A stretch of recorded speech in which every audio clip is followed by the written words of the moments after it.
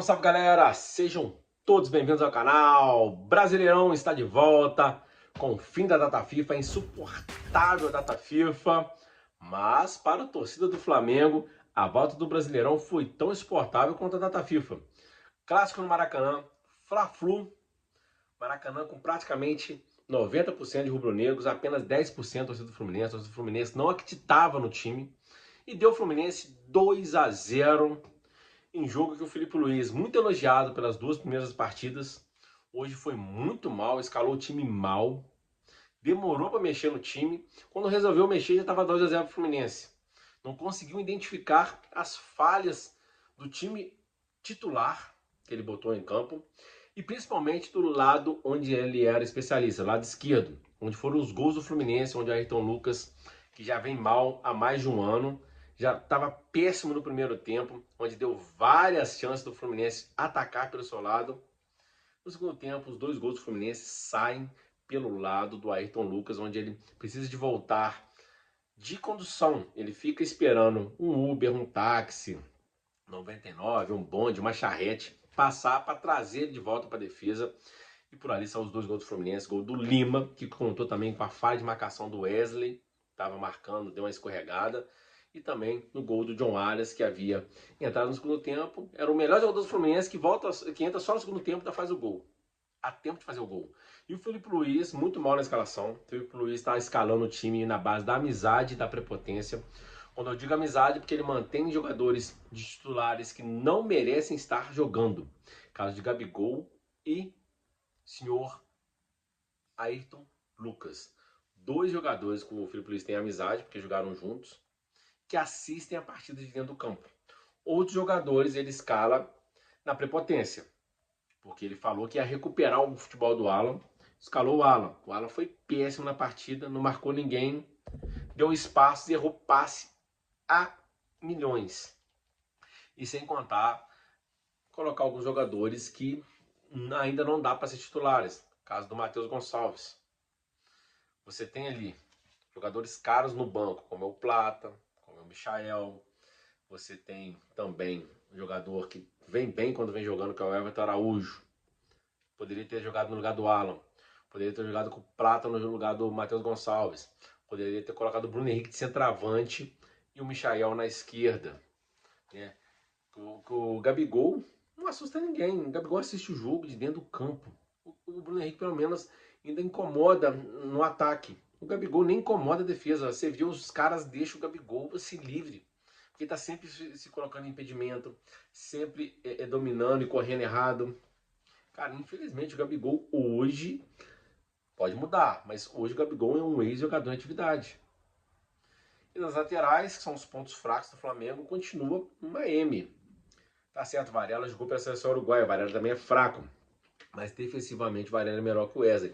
O Wesley, a valência dele é no físico, né? Ele até vinha jogando bem, mas hoje foi muito mal defensivamente, que já é normal. E no ataque ele teve várias chances de ir no ataque e cruzar bem, não cruzou nenhuma bem. E do outro lado, o Ayrton Lucas, que já vem péssimo desde o ano passado. Ele ainda ia bem no ataque, mas na defesa o Ayrton Lucas é muito ruim. Muito ruim. E com isso o Flamengo perde o jogo. Filipe Luiz muito mal. E o Fluminense sepulta qualquer chance do Flamengo disputar o título. As chances já eram mínimas, mínimas. Era quase zero, mas com os empates de Botafogo e Fluminense nas últimas duas rodadas, ambos perderam 2 pontos, o Flamengo tinha a chance de se aproximar. Se vencesse o Fluminense hoje, iria a 54 pontos, ficaria a 6 do Botafogo, e o Botafogo e o Palmeiras ainda se enfrentam. Ou seja, vai que dá um empate, o Flamengo poderia se aproximar. E com essa derrota, com a vitória do São Paulo, se o Inter ou o Galo ganhar, pode aproximar, o Flamengo pode até ficar fora da fase de grupos da Copa Libertadores. O Flamengo está atrás do Fortaleza. Sem contar que o Fluminense estava na zona de rebaixamento em antepenúltimo, venceu o Flamengo. O time do Fluminense é um time fraco, um time de jogadores veteranos com mescla de jogadores jovens da base. É um time fraco, não é à toa que está na zona de rebaixamento. O Flamengo conseguiu ser engolido no segundo tempo pelo Fluminense. No primeiro tempo o Flamengo fez até uma partida boa, com volume de jogo, mas aquele volume de jogo de mais abafar a saída do Fluminense e toda hora chutar no gol. O Flamengo teve 12 finalizações no primeiro tempo, mas nenhuma com perigo, nenhuma com chance clara.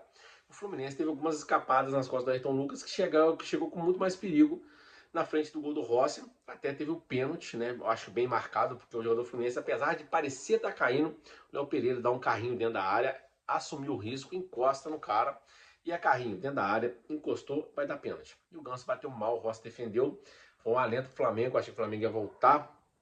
Esse pênalti foi perto dos acréscimos do primeiro tempo. Eu pensei que o Felipe Luiz já ia voltar com o time modificado, já ia voltar com o Michael, Plata, Arrascaeta para jogar meio tempo, mesmo com o jogo do domingo, ele não jogou quase nenhuma partida pelas eliminatórias, tá sem ritmo. E, obviamente, você trocar o Ayrton Lucas pelo Alexandre, que depois ele fez essas modificações todas, né? E colocar o Bruno Henrique de atacante e o Michael na esquerda e o Plata. Não, ele depois, o Flamengo tomou 2 gols, ele resolveu mexer, aí ele põe o Arrascaeta, põe o Alexandre, põe o Plata, põe o Michael. E ele não tirou o Gabigol, tirou o Bruno Henrique. Só foi tirar o Gabigol já perto do fim, aos 35 minutos, já estava 2-0, o Flamengo já não tinha chance, o Flamengo meio que aceitou a derrota quando tomou o segundo gol, nem se desgastou tentando diminuir o placar ou empatar, já pensando no jogo de domingo contra o Corinthians. E pelo outro lado, o Corinthians meteu 5-2 no Atlético Paranaense. Só isso, 5-2. O Corinthians vem jogando bem. Se o Felipe Luiz escalar o time mal, de novo, acredito que não vai fazer. Vai ter o retorno do Gerson, De La Cruz, Arrascaeta, Alexandre, né? Pulga. Eu acho que vai escalar um time mais forte, mas se mantiver o Gabigol no time, tomara que ele queime minha língua e meta gol domingo. Se mantiver o Gabigol no time, vai ser 1 a menos contra o Corinthians. O Gabigol, infelizmente, é um jogador a menos. O Flamengo perde o jogo, perde bem perdido, e o Fluminense teve até a chance de ampliar o jogo, o placar, esquecendo o pênalti para lá. Teve algumas contra-ataques que o Fluminense meio que errou na finalização da jogada.